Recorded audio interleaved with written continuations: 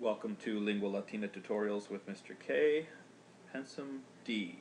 This video explains the new grammar and syntax found in Chapter 33 of the LLPSI series. It is meant to accompany the Latine Disco text available from Focus Bookstore and the Pensvm D worksheets available from 50%latin.blogspot.com or christianlanguage.com.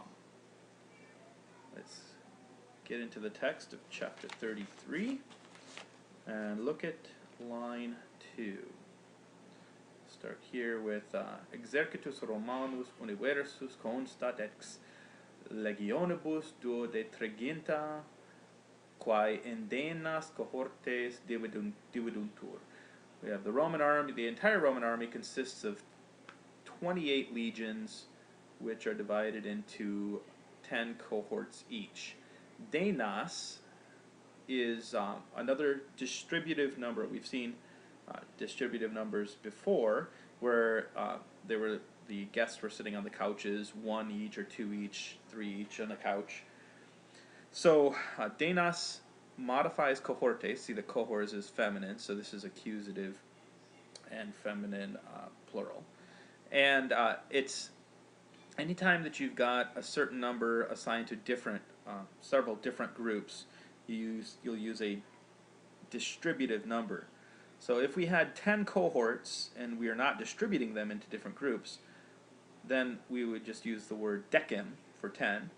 If these were the 10th cohorts, I saw the 10th cohorts, then we would have decimos.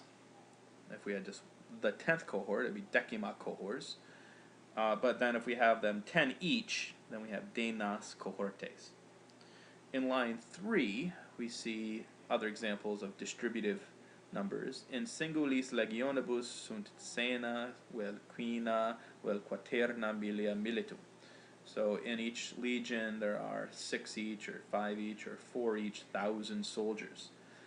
4,000 each.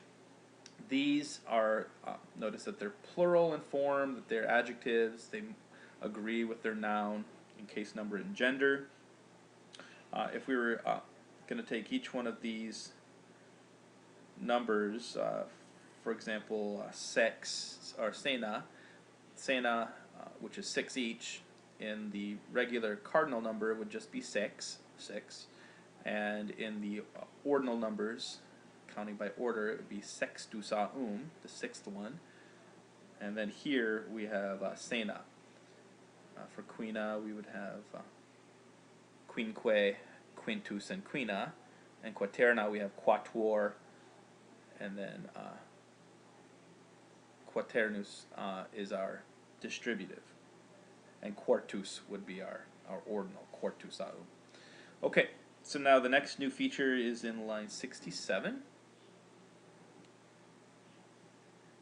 Quite a bit ahead, a few pages ahead. We're here, line 67, and we have utinam ego Roma esem aut tu apud me esses. Would that I were in Rome, or that you were here with me. Here we have 2 examples of imperfect active subjunctives. Oh, accidentally went off the page. Imperfect active subjunctives with sm and essays. Why do we have imperfect subjunctives here and here? Well, the reason is that these are optatives. Utinam, would that this happen, or would that this be. But that doesn't explain the imperfect tense. The reason that we have imperfect subjunctives is that we are expressing a very unrealistic wish. Would that I were there. Would that I were there in Rome, but there's no way that that could ever possibly be true. Or would that you be here with me. You were here with me. We do the same thing in English in our translation. We say, I wish that I were in Rome. Even if we mean that we want it to happen right now, we use the past tense of the to-be verb to express that unreal condition, or that unreal state. In line 71, we have our next new feature, and here we have in line 71 we have esset and essent. Omnitiboris esset et haec castra essent Roma. It's another utinam. I've got to go to the end of the passage here to show the wish. Utinam hic omnis. So would that this river were the Tiber and this camp were Rome. So again we have an example of an unrealistic wish, and we translate esset and essent, and we have our imperfect subjunctives to show those unrealistic optatives, those unrealistic wishes. In lines 73 and 74, we have si Mercurius essem aliasque haberem, vento celerius transmontes omnesque in Italiam volarem, etc. So here we have, if I were Mercury, and if I had wings, faster than the wind I would fly across the mountains and the rivers into Italy. So here we have another unrealistic kind of a statement. If I were Mercury, which of course I'm not, and we translate it as were, but when we have si, if introduces a condition. If this, then this. And when you have unrealistic conditions like this, if I were this, or if I should be this, or if I had been this, and they're unrealistic, we use the subjunctive to show the fact that they're not realistic. So these are imperfect subjunctives in an unreal condition. In line 80, we have ego vero et si cupidus sum patriae videndae, officium meum praestabo, etc. But I, even if I am eager to see my fatherland, or desirous of seeing my fatherland, more literally, I will do my duty, or I will complete my duty. Cupidus patriae videndae is an example of, well, we know this is a partitive because desirous of this thing. These are both partitive genitives. But what part of speech is videndae? We've seen the gerunds in previous chapters, and here what we have is a gerundive. A gerundive is passive in form, needing to be, literally here, desirous of my fatherland, needing to be seen. Notice it's an adjective, it modifies patriae. If this were a gerund, then we would have, it could only be one of three forms. If you remember, we could only have like ad videndum, to see, or we could have by seeing, ob videndo, or we could have of seeing, videndi. Those are pretty much our only forms, the neuter forms for the gerund. But in the gerundive has all the sets of endings, and it modifies a noun. So the they have a name. The Romans give a name for this when you would expect desirous of seeing the fatherland. You expect fatherland patria to be patriam, receiving the action of the seeing. Desirous of seeing the fatherland, which you could have if this were videndi. You could have cupidus videndi patria. You could have a true gerund here with an object, but the Romans didn't like to say that. They didn't like to do that. So instead, they would attract the gerund would be attracted to its noun, that it would have been its object, and then it will you'll end up with what we call a gerundive phrase, patriae videndae. So how can you tell that it's not a gerund? Because it has the full set of adjective endings, and it's passive in meaning. In line 83, we have nisi nos hic essemus venesque imperii defenderemus, hostes celeriter, etc. So we have essemus and defenderemus. What tense and mood are these two words? Well, we have essemus, imperfect subjunctive, and defenderemus, imperfect subjunctive. Remember, the imperfect subjunctives are formed by the infinitive plus mst, mus, tis, nd, the personal endings. So why are these imperfect subjunctives? we have nisi here. Nisi introduces a condition just the way that si by itself can introduce a condition, except here it's a negative condition. So if we were not, if we were not here, and if we were not guarding the borders of the empire. This is another unreal condition, because of course they are, and so in this impossible situation where we weren't doing this, then the enemy would come down, would cross the Danube and the Alps, etc. In line 91, we have an example of another distributive number. Quaeris a me cur tibi unas tantum litteras scripserim. You ask for me why I have written only one letter. Unas litteras. The distributive number of 1, usually unus a is only going to be in the singular because you only have one of something. But if you have a plural only noun like litteri is a plural only noun, and you have one letter, the Romans would not say you couldn't use a singular form unus a for letter. So what they did is they used the distributive number of letter, uni, unai, una, and so you don't translate that as one each, you just translate it as one.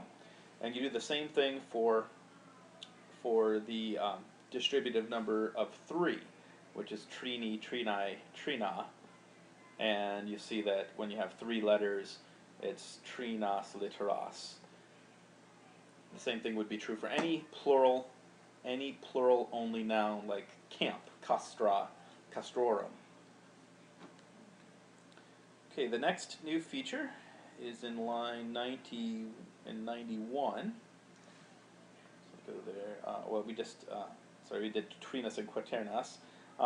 If we were going to compare, again, compare these numbers like unus a which is just 1, with the ordinal number, the counting number of order for 1, we have primus a and then the adverbial number one time, if we're just going to do something once, which is semel, and then for trinas and quaternas, the regular cardinal number for trinas is tres, tria.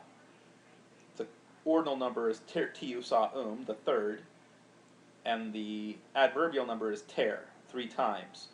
For 4, quatuor is 4. Quartus a is the 4th. Quater is 4 times. And then we see here quaterni, which would normally be 4 each, but here when you're with a plural only, just translate it as 4. Okay, in line 94, we have si mihi tantum esset otii quantum est tibi in epistulis scribendis non minus diligens essem quam tu, etc.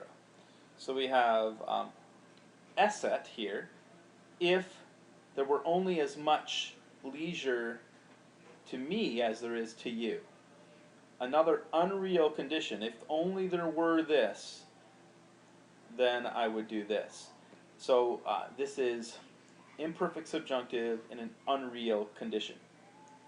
In line 94, we also have here in epistulis scribendis, another example of a gerundive.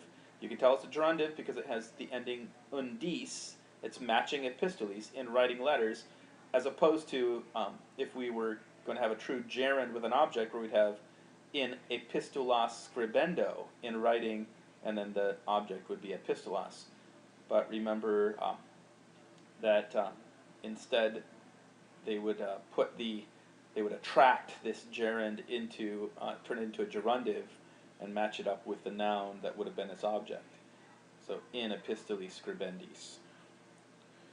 In line 98, we have scribendam, epistolam scribendam. So to go to the end of this line, another example of a gerundive where facile intelliges, you will understand easily that there was no leisure to me ad epistolam scribendam, for writing a letter. If we were going to make that again a gerund with an object, it would be ad epistolam scribendum, we'd have to use their neuter ending for the gerund, and then the object would be epistolum, the object of it, but instead the two get attracted together and to form a gerundive phrase. In line 109, we have qui cum arma cepissent et valum ascendissent. Here we have our last Latin tense, the pluperfect subjunctive, and they, after they had seized their arms, their weapons, and had climbed the palisade or the wall, at first they were marveling. The pluperfect subjunctive here is in a cum clause, when they had done this, or after they had done this, and so that explains why we have subjunctive. The pluperfect is the tense that is more than perfect. We translate it with the helping verb had, when they had or after they had done this thing. How do you form it? Well, to form the pluperfect subjunctive, you take issem, isses, isset, issemus, issetis, issent. So basically, isse plus your personal endings, mst, mus, tis, nt. You add that to the perfect stem to get your pluperfect subjunctive. So to conjugate capio capere, to capture or to seize, the perfect of that is capi, I seized or I grabbed, capisse, to have seized, and add our endings. So capissem, capisses, capisset, capissemus, capissetis, capissent, and that is our pluperfect subjunctive. Ascendissent, same thing. This is a pluperfect subjunctive, third person plural, active. And now that we've learned all four tenses of the subjunctive, it'd be nice to do a quick review. So for ascendere, to climb, the present subjunctive, if we're doing just third person plural, would be ascendant with an ant, because ascendere is third conjugation. So ascendere becomes ascendant, like so, cum ascendant, when they climb. Imperfect, we take our infinitive of ascendere, and we add the mst, mus, tis, nt ending, so ascenderent, when they were climbing. The perfect, we take our perfect stem, ascend, and we add erim, eris, erit, erimus, eritus, erint, so erint, ascenderent, when they have climbed. And then the last one that we've just done, ascendissent, when they had climbed. The next new feature is in line 116, where we have nostri cum parati essent ad castra defendenda, illum primum impetum facile sustinuerunt. So here we have defendenda, another example of a gerundive. We can tell it's a gerundive because it's matching the ending of castra, ad castra defendenda. And so our men, since they had been prepared to defend the camp. The next new feature is in line 121. And here we have non timide pugnatum esset, equitatus noster repente porta dexter erumpens impetum in latus ostium apertum fecit. So pugnatum esset here.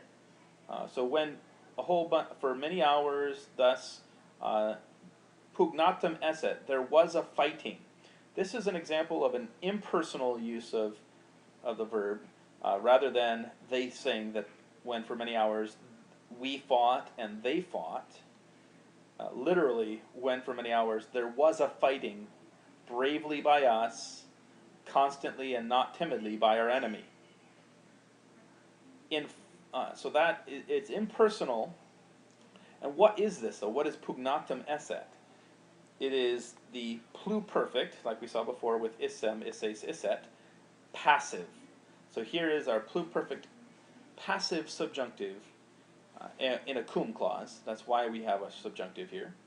And pugnatum esset how do we form the pluperfect passive subjunctive?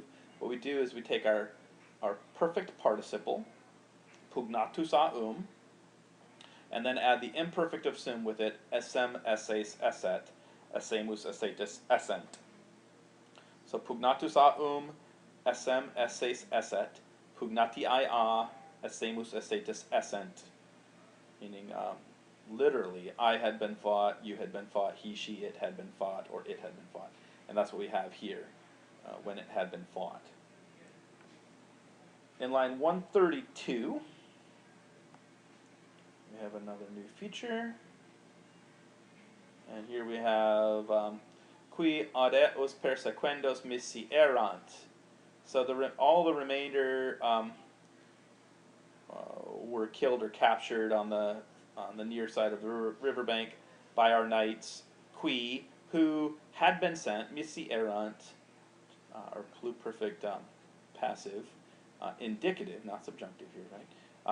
Ad eos persequendos, to pursue them.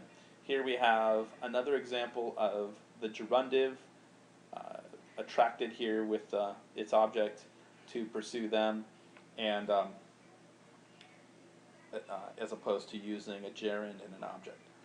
In line 144, we have another new feature. Too far. And that is with numero.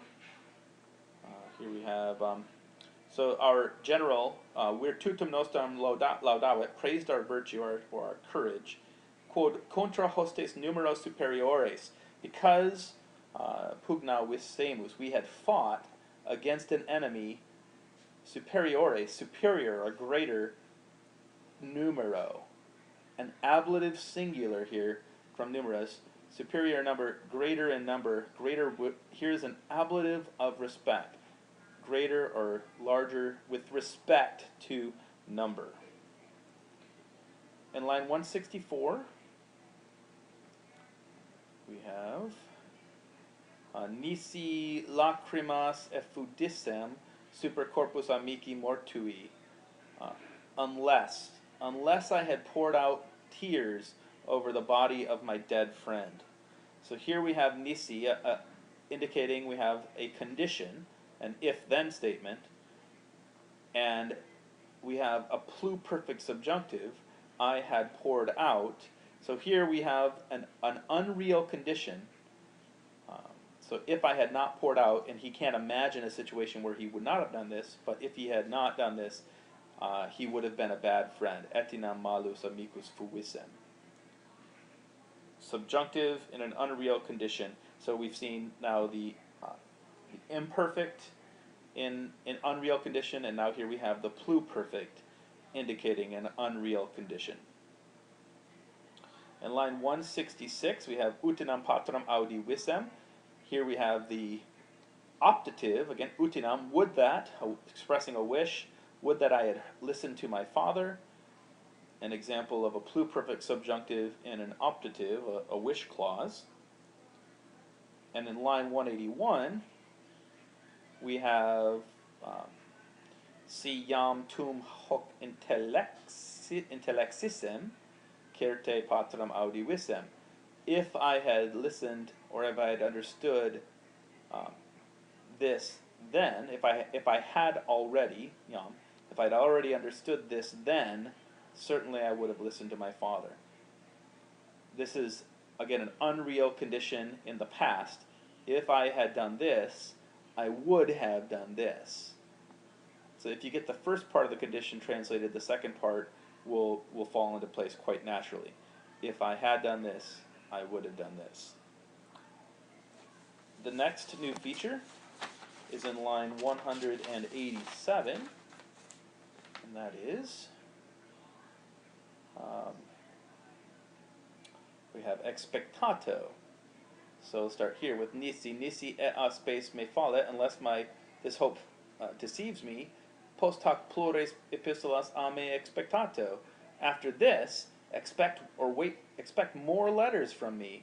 Expectato is an example of what we call the future imperative. And the same thing we see here with scribito, and also you yourself write more.